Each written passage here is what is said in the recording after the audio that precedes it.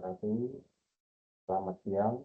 Saya Krisna Yuda, mahasiswa Unsia, Prodi Manajemen. Hari ini saya mau memaparkan dan melihat satu sektor yang jarang dibahas di tongkrongan, tapi diam-diam jadi bintang utama investasi Indonesia. Industri logam dasar. Kedengarannya berat, penuh asap dan besi panas. Padahal cerita di baliknya seru sekali. Bayangkan begini, 5 tahun lalu sektor ini menerima investasi sekitar 94 triliun rupiah. Tahun 2024 angkanya sudah melompat ke 238,4 triliun. Naik 2,5 kali lipat, dan itu bukan kebetulan, melainkan hasil dari keputusan kebijakan yang cukup berani. Jujur saja, waktu pertama kali saya baca datanya, saya sempat mengira salah ketik. Ternyata tidak. Selama kurang lebih 15 menit ke depan, saya akan membedah gambaran sektornya, alasan investor asing berbondong-bondong masuk, kebijakan pemerintah, tren angkanya, siapa saja pemain besarnya, dampaknya, sampai peluang dan tantangan yang masih menghadang. Oke, lanjut kita mulai saja. Sebelum bicara uang, kita samakan dulu pemahaman. Logam dasar itu industri yang mengubah batu, tepatnya biji mineral, menjadi logam yang bisa dipakai. Ada tungku peleburan, ada proses pemurnian, hasilnya baja, ferronikel, tembaga katoda, aluminium, dan timah. Orang sering menyebutnya mother of industry. Julukan itu tidak berlebihan. Coba lihat sekeliling. Rangka gedung tempat kita duduk, motor parkiran, casing ponsel, sampai baterai mobil listrik yang lagi hit, semuanya lahir dari sektor ini. Tanpa logam dasar, industri lain praktis lumpuh. Dalam statistik resmi BKPM, Badan Koordinasi Penanaman Modal, sektor ini masuk kategori industri logam dasar. Barang logam, bukan mesin dan peralatannya. Nama yang panjang memang. Yang penting dicatat, sejak tahun 2020, sektor inilah etalase atau panjangan utama program hilirisasi kita, pemerintah Indonesia. Pemerintah tidak mau lagi jual tanah dan air. Istilah kasarnya biji mentah dilarang keluar. Harus diolah dulu di dalam negeri supaya nilai tambahnya tinggal di sini.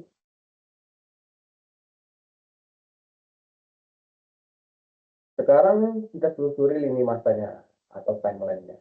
Titik baliknya jelas, Januari 2020. Pemerintah menutup keran ekspor biji nikel total tanpa kompromi. Banyak yang protes. Uni Eropa bahkan sempat menggugat ke WTO atau Organisasi Perdagangan Dunia. Tapi efek domestiknya luar biasa. Investor yang tadinya cukup membeli biji mentah, jadi terpaksa membangun pabrik di sini kalau masih mau ikut Indonesia. Tahun 2020 realisasi investasinya 94,8 triliun rupiah. Padahal dunia sedang lumpuh karena pandemi. Menurut saya itu sinyal yang sangat kuat. Masuk tahun 2021, Undang-Undang Cipta Kerja dan sistem OSS, Online Single Submission, atau semacam platform terpadu untuk mengurus legalitas mulai jalan. Urus izin jadi lebih ringkas. Angka naik ke 117,5 triliun. Lalu tahun 2022 datang lonjakan besar. 171,2 triliun ditopang pabrik stainless steel dan ferronikel yang tumbuh seperti jamur di Sulawesi. Tahun 2023, giliran bauksit yang dilarang ekspor mentah. Investasi menembus 200,3 triliun. Puncaknya tahun 2024, sektor ini resmi jadi juara satu penerima investasi nasional dengan 238,4 triliun. Pertanyaan besarnya sederhana. Kenapa uang asing rela mengalir ke tungku-tungku panas di Morowali di sana? Jawaban pertama ada di perut bumi kita. Sekitar 21% cadangan nikel dunia itu data resmi dari BKPM, tersimpan di Indonesia. Dan kita juga menjadi produsen nomor satu, belum lagi timah nomor 2 dunia, bauksit dan tembaga yang juga tebal. Buat investor smelter dekat dengan tambang, berarti ongkos angkut hemat dan pasokan aman puluhan tahun. Kedua, faktor paksaan yang manis. Larangan ekspor biji membuat pilihan mereka tinggal dua, bangun pabrik di sini atau gigit jari. Mayoritas memilih bangun pabrik. Ketiga, momentum zaman. Dunia sedang demam kendaraan listrik dan nikel itu ibarat beras bagi industri baterai. Jadi ya kayak sumber utamanya lah ya. Posisi kita persis di hulu rantai pasok tersebut. Keempat, soal hitung-hitungan klasik, energi dan upah relatif kompetitif. Sementara pasar domestik 250 juta jiwa menunggu. Kombinasi empat hal ini yang bikin Indonesia susah diabaikan. Investasi sebesar itu mustahil datang sendiri. Ada tangan pemerintah yang bekerja keras di belakangnya. Instrumen paling tajam ya larangan ekspor tadi. Nikel dulu, bauksit menyusul tahun 2023. Kontroversial sih, digugat di WTO, tapi ya dia pun efektif menyeret pabrik ke tanah air. Kedua, urusan izin. Dulu investor bisa pusing duluan mengurus puluhan dokumen di banyak meja. Sekarang lewat sistem OSS, namanya daring atau online. Dan undang-undang cipta kerja merapikan aturannya. Ketiga, gula-gula fiskal. Take holiday sampai 20 tahun untuk industri pionir, take allowance, bebas bea masuk mesin, lumayan sekali itu untuk proyek bernilai miliaran dolar. Keempat, pemerintah menyiapkan lahannya sekalian.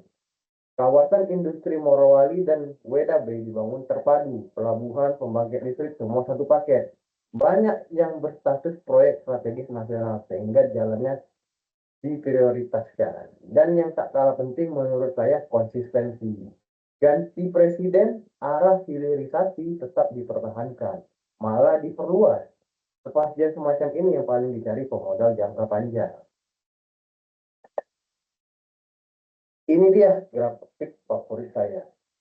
Tangganya rapi sekali menanjak. Dari 94,8 triliun pada tahun 2020 naik ke 117,5 di tahun 2021, lalu melompat ke 171,2 pada tahun 2022. Lompatan itu paling dramatis hampir 46% dalam setahun. Kemudian 203 triliun di tahun 2023 dan akhirnya 238,4 triliun tahun 2024. Kalau di total pertumbuhannya 151% dalam 5 tahun, alias 2,5 kali lipat.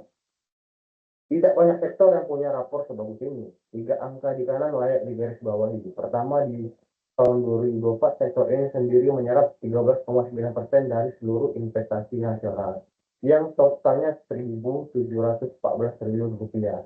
Satu sektor hampir seperempat kelas kue nasional. Kedua, sejak tahun 2022 posisinya konsisten di peringkat pertama, menggeser sektor transportasi dan telekomunikasi yang biasanya berjaya.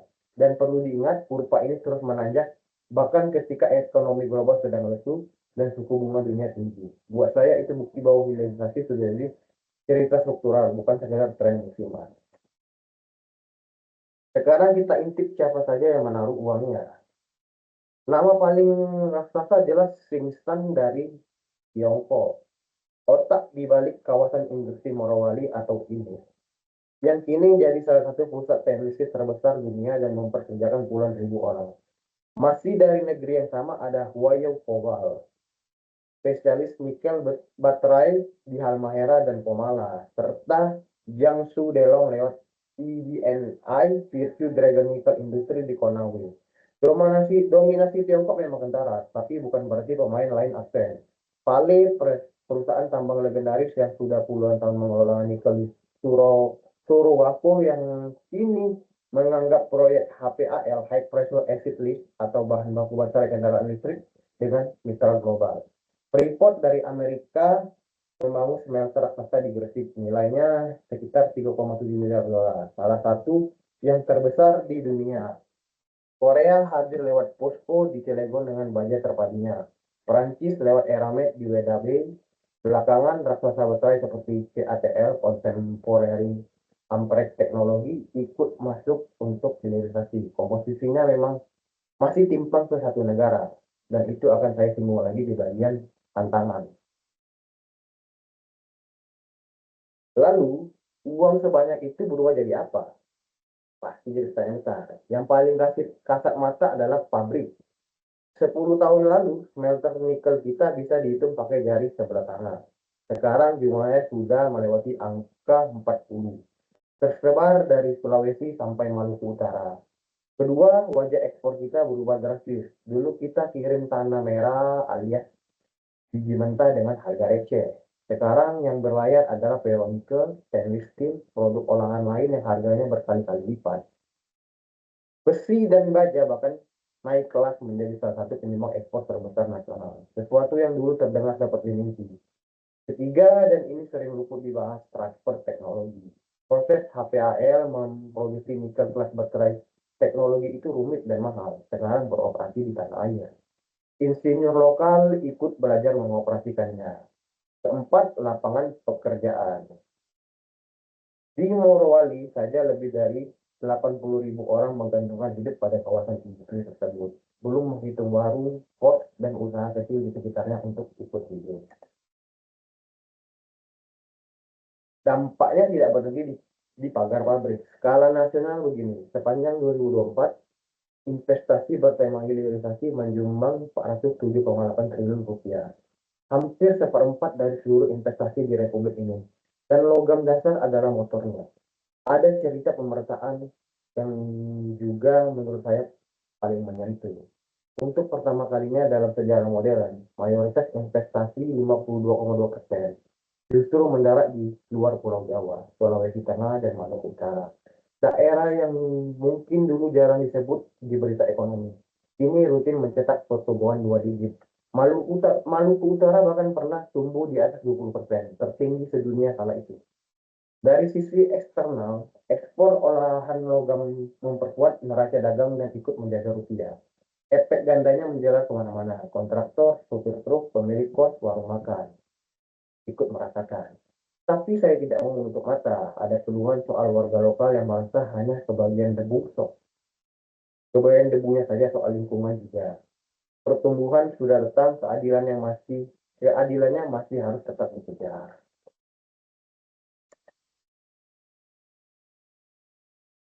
Bagi investor asing yang baru mau masuk, ladangnya masih luas sekali. Peluang paling seksi tentu ekosistem baterai dan kendaraan listrik. Bayangkan satu negara punya tambang nikel, pabrik prekursor, pabrik katoda, pabrik sel baterai, sampai perakitan mobil listriknya sekaligus. Belum ada yang seperti itu di dunia. Dan Indonesia sedang merangkainya kepingan demi kepingan. Kedua, angin global sedang bertiup kencang ke arah kita. Transisi energi butuh mineral dalam jumlah gila-gilaan. Entah untuk turbin angin, panel surya, atau jaringan listrik. Dan semuanya perlu tembaga serta nikel. Ketiga, jangan lupa hilirisasi kita baru babak awal. Tembaga, bauksit, timah, apalagi logam tanah jarang, semuanya masih setengah matang di jarang. Artinya posisi untuk pemain baru terbuka lebar. Keempat, ada peluang unik di smelter hijau bertenaga energi terbarukan. Pembeli Eropa rela bayar mahal untuk logam rendah karbon. Terakhir, pabrik di sini otomatis jadi pintu ke pasar ASEAN yang berpendudukan 680 juta jiwa. Supaya adil, berikut tantangannya. Kita bicarakan juga sisi gelapnya. Pertama, soal harga. Justru karena smelter kita terlalu sukses, pasokan nikel dunia jadi banjir dan harganya melorot cukup dalam beberapa tahun terakhir. Margin pabrik ikut menipis. Ironis memang, kesuksesan yang memakan dirinya sendiri. Kedua, isu lingkungan yang makin nyaring. Sebagian besar smelter masih ditenagai PLTU, batubara kapsit. Ditambah persoalan limbah tailing dan pembukaan hutan. Pembeli barat mulai rewel soal jejak karbon dan tuntutan ESG, Environmental, Social, and Governance. Ini bukan basa-basi. Ketiga, larangan ekspor kita digugat Uni Eropa di WTO. Sengketanya masih bergulir dan bisa memicu aksi balasan dagang. Keempat, keluhan plastik. Aturan yang berubah-ubah, dan birokrasi daerah yang kadang bikin geleng-geleng kepala. Kelima, konsentrasi modal pada satu negara membawa resiko geopolitik tersendiri, seperti telur yang terlalu banyak tempatkan di satu keranjang. Terakhir, sisi manusia. Kebutuhan tenaga terampil sangat besar, sementara beberapa insiden keselamatan kerja di smelter mengingatkan bahwa standar kita masih perlu dinaikkan. Baik, saatnya saya rangkum 3 hal yang saya harap bisa dibawa pulang hari ini. 1, industri logam dasar bukan lagi pemain figuran. Investasinya melonjak 2,5 kali lipat dalam 5 tahun.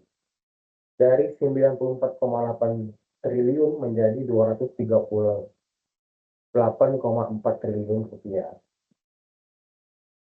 Dan sejak 2022 duduk manis di kursi juara penerima investasi nasional. Kedua, keberhasilan itu bukan durian runtuh, ia lahir dari resep yang disengaja. Cadangan mineral raksasa yang dipadukan dengan larangan ekspor biji, insentif pajak jumbo, cadangan mineral raksasa, perizinan yang dirapimkan, dan kawasan industri yang disiapkan matang. 3, dan ini pendapat pribadi saya sendiri, pekerjaan sesungguhnya justru baru dimulai. Pertumbuhan sudah di tangan, sehingga memastikan lingkungannya tidak dikorbankan. Manfaatnya sampai ke warga sekitar tambang dan ketergantungan pada satu sumber modal perlahan dikurangi. Hilirisasi ini maraton, bukan sprint.